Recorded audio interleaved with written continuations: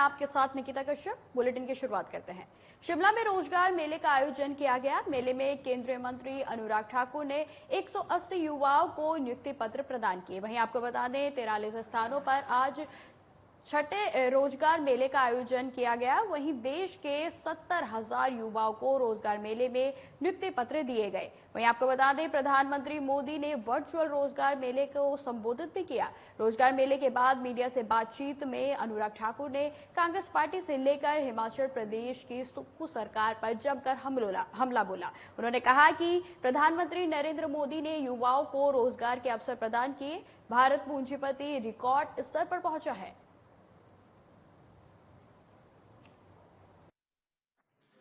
आज देश के लगभग 43 स्थानों पर रोजगार मेला का आयोजन किया गया और 70,180 से ज्यादा युवाओं को सरकारी नौकरियों के लिए नियुक्ति पत्र दिए गए। ये छठा रोजगार मेला था। पहला 22 अक्टूबर 2022 को लगा, जिसमें 75,000 नौकरियां देने का कार्य हुआ। उसके बाद अगले सभी 5 मेलों में 70,000 तो कहीं 71,000 नौकरियां देश के युवाओं को सरकारी क्षेत्र में दी गई और 10 लाख नौकरी हम इस वर्ष देकर पूर्ण करेंगे।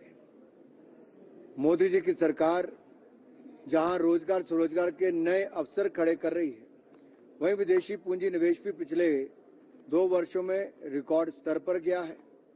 भारत का निर्यात भी रिकॉर्ड स्तर पर है और जहां तक महंगाई दर की बात है, उसको बहुत नियंत्रण में रखा गया, फिर एक बार कम आई है 4% के लगभग। ये अपने आप में दिखाता है कि सरकार के जो कदम हैं वो सही दिशा में उठ रहे हैं। जहां एक और रोजगार उत्पन्न हो रहा है, वहीं रोजगार स्वरोजगार के अवसर भी खड़े हो रहे हैं। शिमला में मुख्यमंत्री सुखविंदर सिंह सुक्खू ने वन विभाग की समीक्षा बैठक की अध्यक्षता की। इस अवसर पर उन्होंने कहा कि प्रदेश सरकार इको टूरिज्म गतिविधियों को प्रोत्साहन प्रदान कर राज्य की आय बढ़ाने और स्थानीय युवाओं के लिए रोजगार के अवसर सृजित करने की दिशा में काम कर रही है। उन्होंने यह भी कहा कि वर्तमान में प्रदेश में 72 वन विश्राम गृहों और 22 इको पार्कों में इको पर्यटन गतिविधियां संचालित की जा रही हैं, जिसमें उन्होंने 93 प्रस्तावित स्थलों को इको टूरिज्म गतिविधियों में संचालन के लिए वृहद योजना में तेजी लाने की आवश्यकता पर बल दिया। वहीं आपको बता दें मुख्यमंत्री सुक्खू ने यह भी कहा कि प्रदेश में इको टूरिज्म की अपार संभावनाएं हैं और इससे राज्य को काफी फायदा हो सकता है। वन विभाग को इसका अधिक से अधिक लाभ उठाने की दिशा में प्रयास किए जाने चाहिए। तो आपको बता दें सीएम सुखविंदर सिंह सरकार की तरफ से लगातार वन विभाग की समीक्षा बैठक में अहम मुद्दे लिए जा रहे हैं और जिसमें उन्होंने इको टूरिज्म गतिविधियों को प्रोत्साहन प्रदान किया है। इस दौरान जो है राज्य की आय बढ़ाने और स्थानीय युवाओं को रोजगार प्रदान करने पर भी जोर दिया गया। वहीं आगामी विकास योजनाओं पर भी सरकार की ओर से ध्यान केंद्रित किया जा रहा है। वहीं आपको बता दें कि वर्तमान में प्रदेश में 72 वन विश्राम गृह हैं और 22 इको पार्कों में इको पर्यटन गतिविधियां संचालित हैं, जिसमें 93 प्रस्तावित स्थलों पर इको टूरिज्म गतिविधियों में संचालन के लिए वृहद योजनाएं लाने की आवश्यकता सरकार की ओर से बताई गई है। शिमला में नेता प्रतिपक्ष जयराम ठाकुर के बयान पर विक्रमादित्य सिंह ने पलटवार किया है। उन्होंने कहा कि हार के बाद जयराम ठाकुर फ्रस्ट्रेट मैन बन चुके हैं। उन्होंने कहा कि हिमाचल प्रदेश विधानसभा में हार के बाद बीजेपी लोकसभा चुनाव में कोई कमी नहीं छोड़ना चाहती है। यही वजह है कि बीजेपी नेता हिमाचल में अभी से लोकसभा चुनाव की तैयारियों में जुट गए हैं और इसी को लेकर बीजेपी राष्ट्रीय अध्यक्ष आजकल हिमाचल दौरे पर है। वहीं आपको बता दें कांगड़ा में कांग्रेस मां बेटे और बेटी की पार्टी वाले जेपी नड्डा के बयान पर नसीहत देते हुए उन्होंने कहा कि कांग्रेस पर छींटाकसी करने से पहले वह अपने कुनबे को संभाले। कांग्रेस पार्टी एकजुट है और लोकसभा के लिए तैयार है।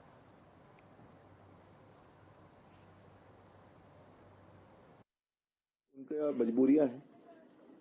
मजबूरियां हैं कि उनको इस तरीके की बयानबाजी करनी है। बहुत बड़े नेता हैं, इसलिए मैं उनके ऊपर कोई जो है वो टिक्का टिप्पणी नहीं करना चाहता हूं। और वो आए हैं लोकसभा में हिमाचल के को मद्देनजर रखते हुए चुनावी रैलियां कर रहे हैं, मगर मुझे लगता है कि उनको अपने कुनबे पर ज्यादा ध्यान देना चाहिए।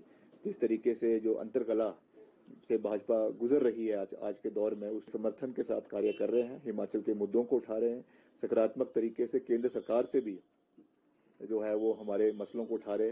हो सकता है कि इससे कई भाजपा के नेताओं को हिमाचल में तकलीफ हो रही है। कुल्लू में जिला विकास समन्वय और अनुश्रवण समिति की बैठक आयोजित की गई, जिसमें अध्यक्षता लोकसभा सांसद प्रतिभा सिंह ने की। आपको बता दें, इस दौरान उन्होंने अधिकारियों से विकास के लक्ष्यों को समय अवधि के भीतर पूरा करने के निर्देश दिए। उन्होंने केंद्र सरकार की प्रायोजित योजनाओं की समीक्षा करते हुए कहा कि समिति के गैर सरकारी सदस्यों द्वारा उठाए गए मामलों को गंभीरता से लेकर इसका शीघ्रतम निपटारा करें, ताकि पात्र लाभार्थी और आम जनता इन योजनाओं से लाभान्वित हो सके। सांसद ने यह भी कहा कि लक्ष्यों को समय पर पूरा करने के कारण योजनाओं और विकास का लाभ समय पर पात्र लोगों को नहीं मिल पाता है। इसलिए हमेशा यह प्रयत्न किया जाना चाहिए कि विकास योजनाओं का क्रियान्वयन समयबद्ध हो और सही ढंग से हो। आज ये मीटिंग कुल्लू जिला में हुई है, जिसमें जो हमारी सेंटर की स्कीम्स है, हर स्कीम पर हमने डिस्कशन किया।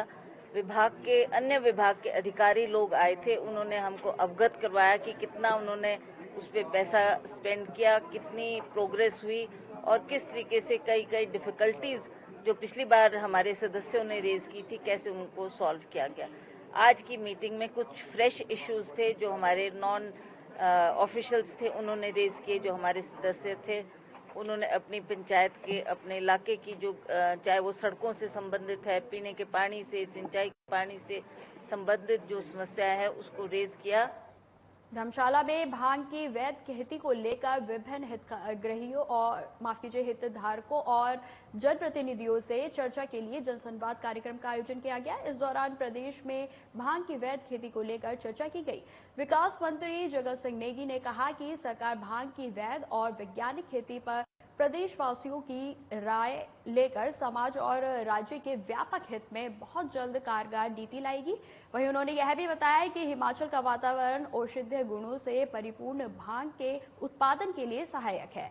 यहां उगने वाली भांग औषधीय और औद्योगिक दोनों प्रकार के काम में लाई जा सकती है। उन्होंने यह भी बताया कि समिति नीति निर्माण से पहले इस विषय पर खुली चर्चा से जनता की शंकाएं दूर करके और उनके सुझाव लेने के लिए देश भर में इस प्रकार का कार्यक्रम कर रही है।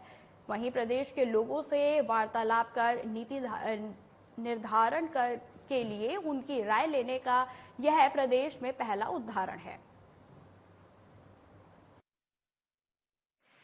हिमाचल प्रदेश की कांग्रेस सरकार ने और हमारे युवा मुख्यमंत्री ठाकुर सुखविंदर सिंह सुक्खू, उनके जो है विचार ये है कि हिमाचल प्रदेश में जो हमारा भांग की खेती है उसके बारे में एक कमेटी का उन्होंने गठन किया और उस कमेटी में हमारे जो है सर्वदलीय कमेटी है और इस कमेटी को जो है सभी जो हमारे जिलों में जाकर लोगों के साथ जो है हम राय मशवरा कर रहे हैं कि किस तरह से इसकी खेती को उपयोगिता इसकी और किस तरह से इसको यहाँ पर हम पॉलिसी बनाएं, उस बारे में हमने जो अपना भ्रमण शुरू किया है। शिमला में सेब सीजन को लेकर सड़कों के रखरखाव को लेकर बैठक आयोजित की गई, जिसमें विक्रमादित्य सिंह ने पत्रकारों से बातचीत में कहा कि कांग्रेस सरकार बागवानों की फसल को लेकर पूरी तरह सजग है। सड़कें चुस्त दुरुस्त रहें, इसको लेकर अधिकारियों को दिशा निर्देश दिए गए हैं। उन्होंने यह भी बताया कि 14 सड़कों की हालत खस्ता है, जिनको ठीक करने के लिए 350 करोड़ की मांग सरकार से उठाई गई है। वहीं पराला मंडी की सड़क के लिए 3 करोड़ मिल गए हैं। तो आपको बता दें कि शिमला में सेब सीजन को लेकर सरकार की तैयारियां शुरू हो गई है, जिसमें सड़कों के रखरखाव को लेकर बैठक आयोजित की गई, जिसमें कई अहम फैसले जो है बागवानों के लिए लिए गए हैं सरकार की ओर से। वहीं सरकार की ओर से बागवानों को ये भरोसा दिया गया है कि आगामी सीजन में सड़कें चुस्त दुरुस्त कर दी जाएंगी और जिन सड़कों को निर्माणाधीन है, जो कि जिनको मरम्मत की जरूरत है, उस पर भी सरकार की नजर बनी हुई है और लगातार सरकार इस स्तर पर भी काम कर रही है। वहीं आपको बता दें कि 14 सड़कों की हालत उनकी तरफ से खस्ता बताई गई है, जिनको ठीक करने के लिए 350 करोड़ की मांग सरकार ने उठाई है। वहीं उनके द्वारा यह भी बताया गया कि पराला मंडी की सड़क के लिए 3 करोड़ सरकार को मिल चुके हैं। कमिंग हमारा एप्पल सीजन शिमला जिला में भी और क्षेत्रों में, अन्य क्षेत्रों में भी होना है, उसके लिए पूरे तरीके से प्रशासन तैयार हो। सड़कों का रखरखाव और मेंटेनेंस, खास करके उन सड़कों का जहां से हैवी ट्रैफिक ट्रक्स की या लॉरीज की और आपकी जो यूटिलिटी व्हीकल्स होती है उनकी होगी, अनुमानित है जहां से हर साल होती है, वहां पे रखरखाव करना हमारा दायित्व है और आज इसीलिए हमने इस बैठक का आयोजन किया है। सोलन पीडब्ल्यूडी रेस्ट हाउस में बीजेपी किसान मोर्चा के वरिष्ठ उपाध्यक्ष देवेंद्र कुनपुरी ने प्रेस वार्ता का आयोजन किया। इस दौरान उन्होंने प्रदेश सरकार के 6 महीने के कार्यकाल को विफल करार दिया। इस दौरान देवेंद्र कुनपुरी ने कहा कि बीजेपी के कार्यकाल में जो सुविधाएं किसानों, मजदूरों और महिलाओं को मिल रही थी, आज उसे सत्ता में आते ही प्रदेश की सुखविंदर सिंह सरकार ने बंद कर दिया है। उन्होंने यह भी बताया कि किसानों से दूध लेने को लेकर सरकार ने गारंटी दी थी, वह अभी तक पूरा नहीं हो पाई है।